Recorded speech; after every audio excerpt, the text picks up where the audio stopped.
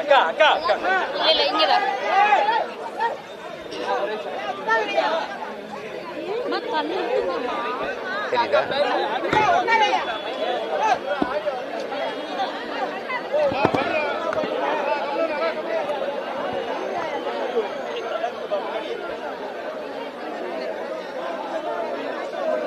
நீங்க அமைதியா இருந்தாதான் நான் பேசுறேன்.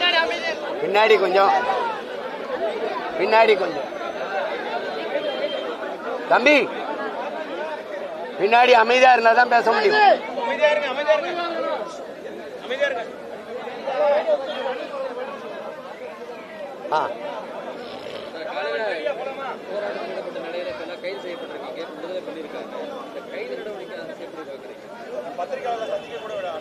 இது ஒரு எப்படி அவசியமற்ற ஒரு கொடுமையான அடக்குமுறையை நான் பார்க்கிறேன். ஏன்னா நாங்கள் இதே வள்ளுவர் கோட்டத்தில் பல கோரிக்கைகளை முன் வச்சு ஆர்ப்பாட்டங்களை செஞ்சிருக்கோம். குறைஞ்ச ஆயிரக்கணக்கான போராட்டங்களை பண்ணியிருக்கோம். எல்லாருமே பண்ணியிருக்காங்க. இன்னைக்கு மட்டும் திடீர்னு இது போக்குவரத்துக்கு நெரிசல் ஆயிரும், சட்டம் ஒழுங்குக்கு இடையூறு வந்துடும் அப்படிங்கிற காரணம் இருக்குல்ல, அது ஏற்கிறதா இல்லை. ரெண்டாவது நாங்கள் போராடுவோம், அப்போ அனுமதி இல்லாமல் போராடினா நீங்கள் இந்த மாதிரி உங்களை கைது செய்ய போகணும்னு முன்னாடி சொல்லிடுவாங்க. நாங்கள் ஊடகவியலாளர்களை சந்தித்து எதற்காக இந்த போராட்டத்தை நாங்கள் முன்னெடுத்தோம், எங்களுடைய கோரிக்கை என்னன்னு சொன்னதுக்கு பிறகு அவங்க சொல்லுவாங்க போகலான்னு சொல்லுவாங்க. சரி போகலான்னு நாங்கள் கைதாகி வருவோம். இது மாதிரி கூடாரங்கள் அடைப்பாங்க, பிறகு அந்த நேரம் முடிஞ்சோன்னா அனுப்புவாங்க. இதுதான் வளமையாக நடக்கிறது. ஆனால் இன்னைக்கு நீங்கள் ஊடகத்தையே சந்திக்கக்கூடாது அப்படிங்கிறது இது எப்படிப்பட்ட ஒரு கொடுமையான, நான் எதுக்காக அங்கே கூடணும்னே தெரியாது. இப்போ உங்களுக்கு முடிச்சு வீட்டுக்கு போகும்போது இப்போ என்னன்னு சொல்ல வேண்டியது இருக்கு. இப்போ உங்களுக்கு இது நியாயமா நேர்மையா இந்த பிரச்சனையை அண்ணா பல்கலைக்கழக வளாகத்தில் தங்கச்சிக்கு நடந்த இந்த கொடுமையை உண்மையிலே அரசு நேர்மையான உள்ள சுத்தியோடு உளச்சான்றோடு அதை அணுகுது அப்படின்னா அதுக்காக போராடுறவங்களை தடுக்க வேண்டிய அவசியம் இல்லையே, தடுக்க வேண்டிய அவசியமே இல்லை. இப்போ நீங்கள் சரி போராடுங்க, உங்கள் கோரிக்கையை நாங்கள் ஏற்கிறோம், அதுக்கு என்னென்ன அதை கவனத்தில் எடுக்கிறோம்னு சொல்லிட்டு போனால் முடிஞ்சு போச்சு. யாருமே பேசக்கூடாதுங்கிறது அதை முடக்கி போடுறது, அதை மறக்கடிக்கிறதுங்கிறது அது ஏற்புடையதல்ல. மேலும் மேலும் சந்தேகத்தையும் அது நமக்கு ஏற்படுத்துது. இப்போ நமக்கு ஒரு கேள்வி இருக்குது. ஒருவர் இவ்வளவு பெரிய புகழ்பெற்ற ஒரு அண்ணா பல்கலைக்கழக வளாகத்துக்குள் ஒருவர் உள்ளே சென்று, அது என்ன சொல்லப்படுதுன்னா, இந்த தங்கச்சியினுடைய இதிலிருந்து என்ன வருதுன்னா, ஒரு பெண் அந்த தங்கையினுடைய ஒரு ஆண் நண்பர், அதாவது அன்பிற்கினிய ஒரு தோழரோட போய் அமர்ந்து பேசின போது அடுத்த 10வது நிமிடத்தில் அவர் இங்கே வர்றாரு. இன்னைக்கு தங்கச்சிக்கு நடந்திருக்குல்ல, அதே மாதிரி நேற்று ஒரு தங்கைக்கு நடந்தது. இப்போ அந்த தங்கைக்கு இப்படி நடந்திருக்குன்னு இந்த தங்கை சொன்ன பிறகு அதை விசாரிச்சா அதே இடத்துல அதே பெண்ணுக்கு, அந்த பெண்ணுக்கு இதே மாதிரி வேற ஒரு இடத்துல உட்கார்ந்து பேசும்போது அதே மாதிரி 10 நிமிஷத்துல அவர் இங்க வந்திருக்காரு. இவருடைய வேலை என்னன்னா, அவங்க 2 பேரும் பேச, அவங்க நெருக்கமா பேசுறதை தூரம் இருந்து படம் எடுத்துக்கிட்டு இந்த காணொலி காட்சியை காட்டி மிரட்டல். இப்ப நீ இதை நீ நான் சொல்றதை கேட்கல அப்படின்னா இதை உங்க பேராசிரியர்ல எனக்கு நெருக்கம் காட்டுவேன், இதை வலைவெளியில ஏற்றி விடுவேன், வலைத்தளங்களில் ஏற்றுவேன், உன்னுடைய பெற்றோர்களுக்கு அனுப்புவேன், பரப்பிவிட்டா உன்னுடைய எதிர்காலம் என்ன ஆகும், அப்போ என்னுடைய விருப்பத்துக்கு நீ கட்டுப்படு, இல்லை இணக்கமாயிரு அப்படின்னு சொல்றது. அப்போ அதில் இந்த மாதிரி இணங்குற பெண்களை ஆடையற்ற உடலோடு முழுக்க எடுத்து வச்சு மிரட்டி இப்போ காவலர்கள் சொல்றாங்கல்ல, நம்ம காவல்துறை என்ன சொல்லுது, அவர் ஏரோப்ளைன் மோட்ல போட்டாரு அப்படின்னு. அப்போ அவர் ஒருத்தர்கிட்ட பேசி இந்த சாருக்கு நான் என்னோட இருக்கிற மாதிரி அவரோடு நீ அனுசரித்து இருக்கணும்னு சொல்றாருன்னா, அப்போ அந்த சார் யாரு, அந்த சார்கிட்ட இது ஏரோப்ளைன் மோட்ல இருந்தால் இது யார்கிட்ட பேசினா இன்னொரு அலைபேசி வச்சிருந்திருக்கலாம்ங்கிறாங்க. எல்லாமே ஒரு யூகத்தின் அடிப்படையில் இப்படி இருந்திருக்கலாம், போயிருக்கலாம். இப்போ ஒரு கேள்விதானே, அங்கே சிசிடிவி கேமரா வேலை செய்யலைங்கிறது நீங்களே சொல்லுங்க.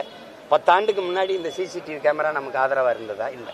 இது வர்றதுக்கு முன்னாடி இந்த நாட்டில் குற்ற நிகழ்வுகளை கண்டுபிடிச்சு தண்டனை கொடுக்கப்படலையா? இதை விட கடுமையான வழக்குலையெல்லாம் நம்ம காவலர்கள் விசாரித்து கொண்டு நிரூபிக்கலையா, நிறுத்தலையா? இதை ஒரு காரணமாக காட்டி ஒரு தனி மனிதன் ஒரு பிரியாணி கடை அந்த வளாகத்துக்கு முன்னாடி வைக்கிற இவருக்கு இந்த வளாகத்துக்குள்ள போய் பெண்களை, படிக்கிற பிள்ளைகளை இப்படி எடுத்து மிரட்டிடலாம்ங்கிற துணிவு எப்படி வருது? இது எவ்வளவு பெரிய குற்றம்னு அவருக்கு தெரியுமா தெரியாதா? அந்த குற்றத்தை செய்யற துணிவு எப்படி ஒரு தனி மனிதனுக்கு வரும்? ஒரு பின்புலம் இல்லாம, ஒரு இப்ப ஒரு அரசியல் பின்புலமோ ஒரு அதிகார பலமோ இல்லாம ஒருத்தருக்கு எப்படி வருது? இது ஒரே நிகழ்வு தானே? நமக்கு தெரிஞ்ச 2 நிகழ்வு நடந்திருக்கு. அப்ப இதுக்கு முன்னாடி எத்தனை? ஒரு தங்கச்சி துணிஞ்சு சொன்னதுனால இவ்வளவு பேர் நின்று குறித்து பேசுறோம். இப்ப சொல்லாம அச்சப்பட்டு மறைக்கப்பட்ட குற்றங்கள் இது மாதிரி எவ்வளவு. இப்ப அதை இவங்க அணுகிற முறை தான் நடந்துருச்சு, வருந்துரும், இனிமேல் இது போல நடக்காது, நீங்க அச்சத்தை கைவிடுங்க, அது தவறுதான், அதுக்காக நாங்க வருந்துறோம், இதுக்கு கொடும் தண்டனை கொடுப்போம், அப்படி ஏதாவது ஒண்ணு பேசினா நமக்கு ஆறுதலா இருக்கும். சும்மா ஏதோ மாப்பிள்ளை வீட்டுக்கு அவருக்கு மஞ்சள் பத்து போட்ட மாதிரி கையிலங்காலும் ஒரு கட்டை போட்டு சும்மா அவர் ஜாலியா படுத்திருக்காப்புல, பார்க்கும்போது கையை காலை உடச்சு போட்டாங்கன்னு நாங்க நம்பணும். இதெல்லாம் எந்த மாதிரியான அணுகுமுறை இது? அது கேட்டா ஒவ்வொருத்தரும் ஒரு காரணம் சொல்றாங்க. அவர் அவர் மனைவி இங்க வேலை செய்யுது பேராசிரியரா, அதனால அதை கொண்டாந்து ஏழத்தானா விட வருவாருன்னு. 8 மணிக்கு என்ன விட வர்றாரு?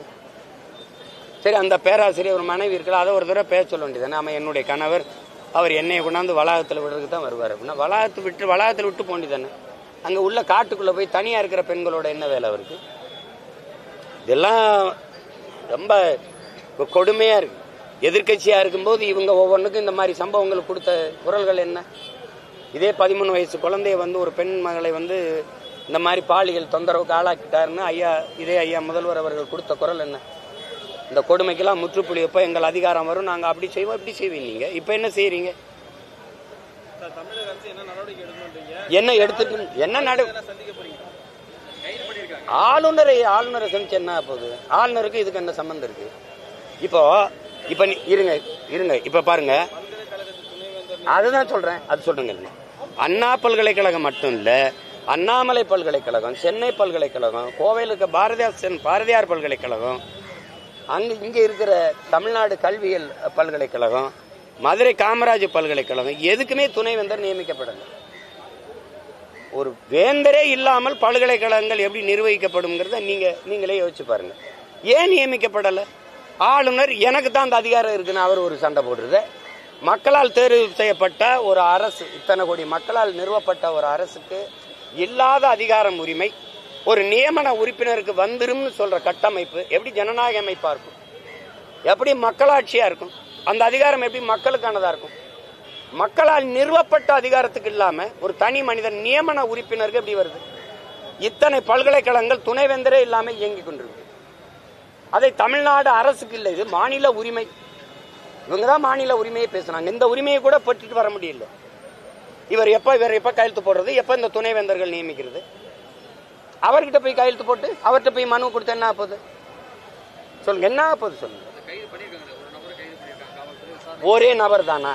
நீதிமன்றம் கேக்குதுல, ஒரு நபர் என்ன துணிவில் ஈடுபட்டாரு? அவரோட இந்த தங்கச்சி கொடுத்த வாக்குமூலத்தை நீங்க பதிவு பண்ணிட்டீங்க, பேர்ல பதிவு பண்ணி இத்தனை ஆயிரக்கணக்கான முதல் தகவல் அறிக்கை பதிவாகும் போது இந்த தங்கச்சியோட மட்டும் எப்படி வெளியாகுது?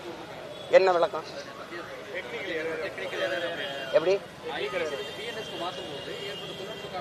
இந்த ஒரு இது மட்டும் எப்படி டெக்னிக்கல் எரர் ஆகுது?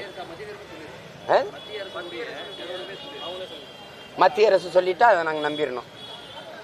சிபிசிஐடிக்கு மாத்துறது, சிபிஐக்கு மாத்துறது, மத்திய அரசு சொல்றது. ஏன்னா அது நேர்மையா இயங்குது இல்ல, எல்லாத்திலுமே நேர்மையா உள்ள சான்றோட இயங்கிட்டு வருது இல்ல, நாங்க நம்பிடணும். இத்தனை ஆயிரக்கணக்கான எஃப்ஐஆர் பதிவாகும் போது இது ஒண்ணு மட்டும் அது பதிவாகல அப்படின்னு மத்திய மாநில அரசு சொல்ல நாங்க கேட்கணும்.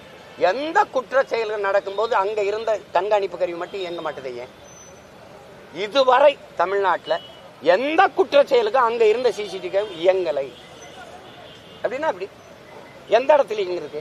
தண்டவாளத்தில் நடந்த கொலை, சுவாதி கொலைக்கு நடந்துக்கா?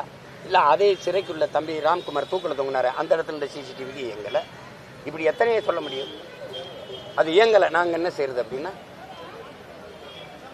இதை நீங்க மத்திய அரசு சொல்லிருச்சுன்றீங்க. மத்திய அரசு சொல்லிருச்சுன்னா மத்திய அரசு சொல்லிருச்சு, அவ்வளவுதான். மத்திய அரசு இது மாதிரி எத்தனை சொல்லியிருக்குது? மத்திய அரசு ஆசிபாவுடைய வன்புணர்வுக்கு என்ன சொல்லியிருக்கு? பல்கிஸ்வானுடைய இந்த வன்புணர்வு அதுக்கப்புறம் விடுதலை ஆனதுக்கு அந்த வழக்குக்கு என்ன சொல்லியிருக்கு? மணிப்பூர்ல 2 பெண்களை நிர்வாணப்படுத்தி பல்லாயிரக்கணக்கான ஆண்கள் வீதியில நிர்வாணமா நடக்க விட்டு வன்புணர்வு செய்து தீ வச்சு உயிரோட கொளுத்துனதுக்கு மத்திய அரசு நிலைப்பாடு என்ன? என்ன நிலைப்பாடு? நேற்றைய தினம் அதிமுக போராட்டம் செஞ்சிருந்தாங்க. அப்போ எதிர்கட்சிகள் ஒரு நபரை கைது பண்ணதுக்கு அப்புறம் போராடுறது நாடகம் சொல்லி அமைச்சர் இது எப்படி நாடகம் அப்படி இருக்க முடியும்? இது முடிவுக்கு வந்துருச்சா? தங்கச்சியுடைய அவ கொடுத்ததை நீங்க எஃப்ஐஆர்ல பதிவு பண்ணி வெளியிட்டுட்டீங்கல்ல. ஒரு சாருக்கு நீ அனுசரிச்சு போகணும், எனக்கு இருக்கிற மாதிரி அவர் கூட இருக்கணும்னு சொன்னாருன்னா சொல்லியிருக்கு, அதை நீங்க வெளியிட்டுட்டீங்க. இவரோட வாக்குமூலம் என்ன? இதுதானா? எதுக்காக இந்த மாதிரி செஞ்சேன், இந்த மாதிரி செஞ்சேன், நீ யாரோட பேசுனேன், இதுக்கு முன்னாடி வேற யாரோட பெண்களோட இப்படி பண்ணியிருக்கிறியா, எதையாவது கேட்டு அந்த தகவலை நீங்க கொடுத்துருக்கீங்களா, வெளியில சொல்லியிருக்கீங்களா? அப்புறம் நாடகம்னா நீங்க நடத்தணும். நீங்க எதிர்கட்சியா இருக்கும்போது எத்தனை போராட்டங்களை பண்ணீங்க? அப்போலாம் அது நாடகம் இல்ல. இப்போ நீங்க தீர்மானம் போட்டீங்க, அது எதுக்கு டங்ஸ்டன்ல போய் எங்க சீமான் போராடிக்கிட்டு இருக்காரு? நாங்க தீர்மானம், உங்க தீர்மானத்தை உடம்புல தூக்கி போட்டானவன். நான் அத்தனை 7 முறை நீ டெண்டர் விடும்போது நீ வாய முடிக்க உட்காந்துருந்தான்னு கேட்கிறேன். அந்த 2 ஏக்கர் அந்த பல்வேலு பெருக்கு அந்த இடத்த விட்டுட்டு மற்ற இடத்துல நாங்க ஆய்வு செய்வோம்னு சொல்றதுக்கு நீங்க என்ன இருக்கு? உங்க தீர்மானம் வெற்றி தீர்மானம் குப்பையில் தூக்கி போட்டு போயிட்டான். அப்புறம் ஸ்ரீமதிக்கு போட்ட விசாரணை குழுங்க, சிபிசிஐடி விசாரணைங்க, நீதிபதிகள் தலைமையில போட்ட குழுங்க, 2 வருஷம் ஆச்சுல, என்ன விசாரிச்சு கொண்டாந்தீங்க? உங்களை எப்படி நாங்க நம்புறது? நாங்க போறான்னா நாடகம், நீங்க போறான்னா நேர்மையான போராட்டமா? எப்படி இது? அப்ப நீங்க எதிர்கட்சியா இருக்கும்போது போராட்டம் எல்லாம் நாடகம் தானா? நீங்க கொடுத்த வாக்குறுதி, நான் வந்தவன கொடைநாடு கொலையை கண்டுபிடிச்சு 2 மாசத்துல நீதியை நிலைநாட்டுவேன் சொன்னீங்களா இல்லையா? இதே பொள்ளாச்சி பாலியல் வன்புணர்வு அந்த படுகொலை அந்த இதுக்கு அந்த அந்த காணொலி வரும்போது கொதிச்சு எழுந்து நாங்கள் வந்து இந்த குற்றவாளிகளுக்கு உரிய தண்டனை பெற்றுக் கொடுப்போம் சொன்னீங்களா இல்லையா? அதெல்லாம் நீங்க இங்க இருந்தீங்கன்னா இப்ப சொல்றது சரி, நடவடிக்கை எடுக்கும் அரசு, ஒரு நம்பிக்கை வரும். எதுவுமே செய்யலையே. நீங்களும் அதை நடவடிக்கை எடுக்க மாட்டீங்க, நாங்களும் போராடக்கூடாது, போராட இடமும் தர மாட்டீங்க, பேசவும் விட மாட்டீங்க. அப்புறம் யாருமே கேள்வி கூடாது, நீங்களா வந்து சொல்லிக்கிறீங்க. எந்த கொம்பனாலும் கூட சொல்ல முடியாத அப்படி ஒரு ஆட்சியை கொடுத்து கொண்டிருக்கிறேன். இந்தியாவே பாராட்டுது எங்க ஆட்சி, அப்படியா மக்களை சொல்லுங்க. நீங்களா பேசிக்கிறீங்க நல்ல ஆட்சி நல்ல ஆட்சி நல்ல ஆட்சின்னு. ஒருத்தனை சொல்லு. ஒரு வயசான ஒரு பெருமகள் உங்க போஸ்ட் சுவரொட்டி ஓட்டு இடத்துல செருப்பு கழட்டி வீசிட்டா, அவ ஆள் மனதுக்கு ஆத்திரம், ஒருத்தி எரிஞ்சிட்டா. பல லட்சக்கணக்கான தாய்மார்களின் மனநிலை தான். அதை எடுத்த ஒரு சின்ன பையன் மேல வழக்கு பதிகிறீங்க. அந்த அம்மாவை பிடிக்கிறதுக்கு ஸ்பெஷல் குவாட் சிறப்பு படை அமைக்கிறீங்க. இதே கர்நாடகாவில் உங்க படத்தை வச்சு செருப்பால் அடிச்சான கர்நாடகா ஒரே ஒருத்தன் தான் தமிழ்நாட்டில் கண்டிச்சது நான் தான், எவனுமே கண்டிக்கல. எவ்வளோ எங்க முதலமைச்சர் செருப்பால் அடிப்பாங்க.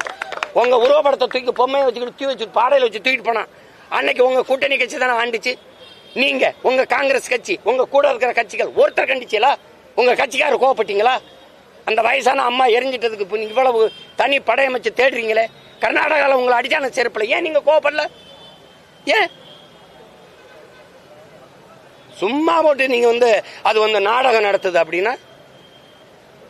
நீங்க நேர்மையா நடவடிக்கை எடுத்திருந்தீங்க இதுக்கு முன்னாடி நடந்ததுக்கலாம்னா அரசு அந்த நடவடிக்கை மேல நம்பிக்கை வரும், அது செய்வாங்கன்னு. ஒரு ஆழ்ந்த ஒரு கருணையோடு ஒரு பதிவு முதல்வர் துணை முதல்வரோ அது அவங்களும் சொல்லலையே. எல்லாம் ஆளாளுக்கு ஒண்ணு பேசுறீங்க. அதுக்கு நாங்க என்ன பண்ண முடியும்? அது நடந்துருச்சு. அந்த பொள்ளாச்சியில் நடந்ததுக்கு அவங்க பண்ணாங்களா? இப்ப கேள்வி கேட்கிறாங்க. இதுவா என்ன போட்டி கச்சேரியா நடக்குது? சொல்லுங்க, பாட்டுக்கு பாட்டு போட்டியா நடக்குது? அப்புறம் நீங்க தான் சொன்னீங்க நாங்க ஆட்சிக்கு வந்தா அதை சரி பண்ணிடுவோம்னு. அதனால நம்பி வாக்களித்த மக்கள் கேட்கிறாங்க, என்ன நீங்க அதுக்கு நடவடிக்கை எடுக்கல இதுக்கு நடவடிக்கை எடுக்கல. ஒரு கருணையா நடந்துருச்சு, தவறு. அதுக்காக நாங்க ரொம்ப வருந்துறோம். பாதிக்கப்பட்ட அந்த தங்கைக்கு எங்களுடைய ஆறுதல். அவளுக்கு நாங்க எல்லா வழியிலையும் துணை நிற்போம். நம்ம பிள்ளைகள் நீங்க அச்சமின்றி போங்க, உங்களுக்கு எல்லா வழியிலையும் உங்களுக்கு பாதுகாப்பு பண்ணி நாங்க உறுதி செய்யறோம்.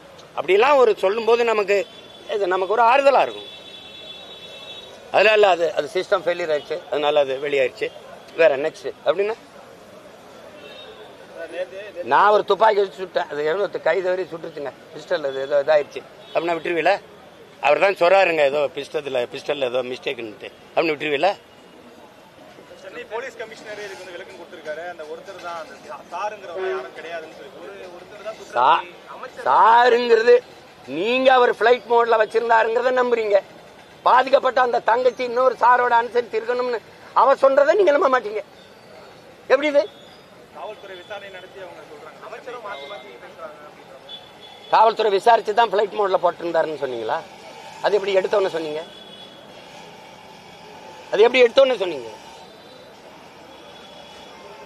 மாணவிகளுக்கு எந்த தடை வந்தாலும் அதை உடைப்பேங்க. தூத்துக்குடியில் பேசும்போது முதலமைச்சர் ஸ்டாலின் சொல்றாரு. நான் ஆள் மனதுக்குள்ள சிரிக்கிறேன், வேற ஒன்றும் சொல்றது இல்லை.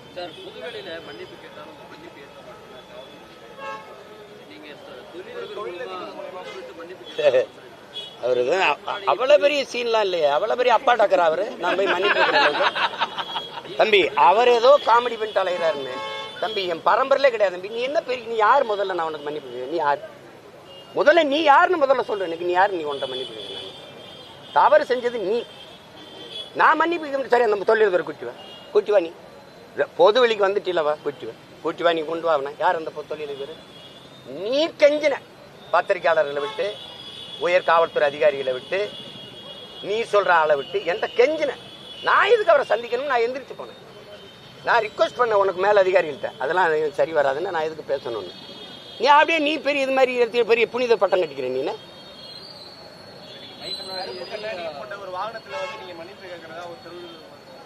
அதான் சொல்லிக்கிட்டு இருக்கேன். எதுக்கு மன்னிப்பு? நீ முதல்ல யாருன்னு சொல்லு. உன்ட்ட எதுக்கு நான் மன்னிப்பு கேட்கணும்? உன்னை பயந்துக்கிட்டு நான் மன்னிப்பு கேட்கணும். நீ தான் கெஞ்சின. உன் நீ நேருக்கு நேரம் நின்று என்னோட பேசுவியா? நீ கெஞ்சினியா இல்லை? நான் உன் நாகரிகங்கிறது சில அதிகாரிகள் பேரை சொல்ல விரும்பல, பத்திரிக்கை பேரை சொல்ல விரும்பல. எல்லாரையும் அனுப்பி எனக்கு முடிச்சு விடுங்க, அண்ணனுக்கு எனக்கும் தகராறு வேணாம், பிரச்சனை வேணாம்னு சொன்னது நீ. நான் எதுக்கு அவர்கிட்ட போய் பேசணும்னு எந்திரிச்சு போனவன் நான். நீ தான் பெரிய அப்பாட்ட பெரிய இவராச்ச. துப்பாக்கி பெரிய பெட்டாலியன் வச்சிருக்க. எனக்கு பாதுகாப்பு இல்லைன்னு சொல்றது கேவலம் அல்ல. சும்மா நீங்க சும்மா என்னை மோதி ஒரு ஆளா காட்டிக்கிறேன்னு நினைக்காத. இதெல்லாம் இது பண்ணிக்காத. நீ தம்பி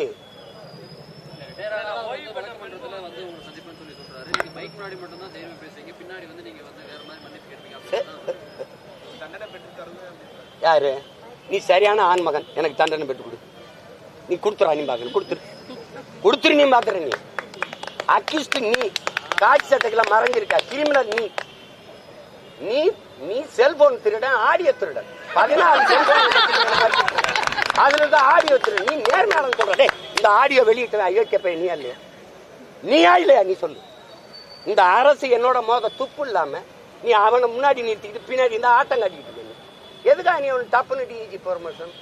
அதுவும் பொண்டாட்டியும் புருஷனையும் ஒரே பக்கத்து அனிமன் ட்ரிப் மாதிரி இவர் இங்க இருப்பாரு, அவங்க திண்டுக்கிற டிஐஜி வேற இடத்துக்கு போட மாட்டேன். எல்லாருக்கும் பணி மாறுதல், இவருக்கு மட்டும் அது இடத்துல.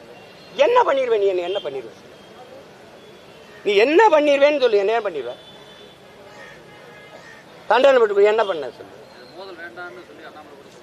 யாரு? அவர்கிட்ட சொல்ல சொல்லு. ஆரம்பிச்சது நீ. செல்போனை திருடிட்டு போய் இதை போட்டு ஆடியோ போட்டு திமுக ஐடி விங்க கொடுத்து அங்க இருக்கிற சில அல்லக்கைகள் கொடுத்து பேச வச்சது நீ.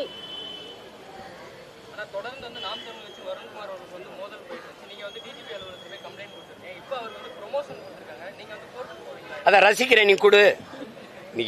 நீ உனக்கு நேரடியா மோதம் இல்ல. அவர் ஒரு காய்ச்சி சட்டைகளுக்கு வச்சு இதை சீண்டி பாக்குற. நான் அதை கண்டுக்கிறாம போகணும்னு நினைக்கிறேன். உங்க மாதிரி ஆளுங்க திருப்பி அதை இழுத்து விடுறீங்க. எனக்கு அவர் ஒரு ஆளு. அதான் சொல்றாரு. நீங்க இதை கேட்டுக்க வேண்டியதில்லை. எனக்கு பதில் என் தங்கச்சி எல்லாம் பேசியிருக்கணும். இதெல்லாம் நீங்க பேச வைக்கிறீங்க. என்னைய நான் என்ன வேலை செய்யறேன், அவர் என்ன வேலை செய்யறாரு? நான் அவருக்கும் அவர் பிள்ளை வீட்டிலுக்கும் சேர்த்து போராடிருக்கேன். அது தேவையில்லாம அவர் போயிட்டு இருக்காரு. என்ன முடிவு கொண்டு வரணும்? அதான் சவால் விட்டில. அப்ப மோதிர வேண்டியதான். நீ யார்? நீ என்னை போய் நீ அந்த ஒரு போலீஸ்காரன், நீ அங்க போய் போலீஸ் வேலையை தான் பார்க்கணும். இவ்வளவு பெரிய வேலை செய்யற ஒரு சாதாரண இதுல இருந்து நின்று இந்த மொழிக்கும் இனத்துக்கும் மக்களுக்கு மனுக்குமா போராடி 136 வழக்க வாங்கி நின்று ஒருத்தன் கடை வச்சுட்டு 14 வருஷமா முடங்கி இருக்கு. ஒன்னும் செய்ய முடியாது. எத்தனை அவமானம், ஏச்சு, பேச்சு எல்லாத்தையும் தாங்கிட்டு இந்த மக்களுக்காக நின்று போராடுறேன்னு Tamil fascist, Tamil chauvinist, separatist, பிரிவினைவாதின்னு பேசிட்டு போலீஸ்காரன் வேலையாது. எப்படி நீ பேட்டி கொடுக்குற? நீ ஒரு டிஐஜி வந்து ஒரு அரசியல் கட்சி தலைவர் மாதிரி நீ திமுக மாவட்ட செயலாளரோட என்னை ஏற்று பேசுற. தம்பி அன்பில் மகேஷோ ஐயா நேரோட என்னை பத்தி பேச மாட்டாங்க. நீ உட்காந்து அவர் வந்துங்க அவர் எதுன்னு அதுக்கு பேசாம நீ மாவட்ட செயலாளர் பதவி வாங்கிட்டு கட்சியில் போய் நின்ற வேண்டியதானே? எதுக்கு இவ்வளவு பேருக்கு நீங்க பேசுங்க? என்னைய அவரையும் முன்னாடி நிறுத்துறீங்க. நாங்க 2 பேரும் ஒரே ஊருக்காரன். அவரு காவலர்கள் தின்றது. எங்க வழக்கு போடு, அவர் அங்கேதான் தூக்கி கொண்டு வச்சு விசாரிப்பாரு, சிறையில் போடுவார். அவர் பேசினதெல்லாம் உங்களுக்கு சொன்னா இதுல சொல்ல முடியுமா? அவர் மோதுறதுன்னு ஆயிடுச்சு. அப்புறம் மோத வேண்டியதானே? தம்பி நீ ஆஃப்டர் ஆல் போலீஸ் ட்ரைனிங். நான் யாருன்னு தெரியுமா? போராளி பயிற்சியான.